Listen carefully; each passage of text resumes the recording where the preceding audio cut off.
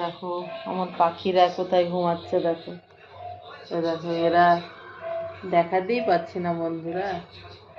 এই যে এরা আছে ঝুলাতে, এই যে দেখো দেখাতেই পাচ্ছি না বন্ধুরা। এই যে এক জোড়া ঝুলছে, ঘুমাচ্ছে। আর এরা দুজন আছে এখানে, দেখো আর এরা দুজন এখানে। এই যে আর এরা একজন নিচে আর একজন ঝুলার উপরে।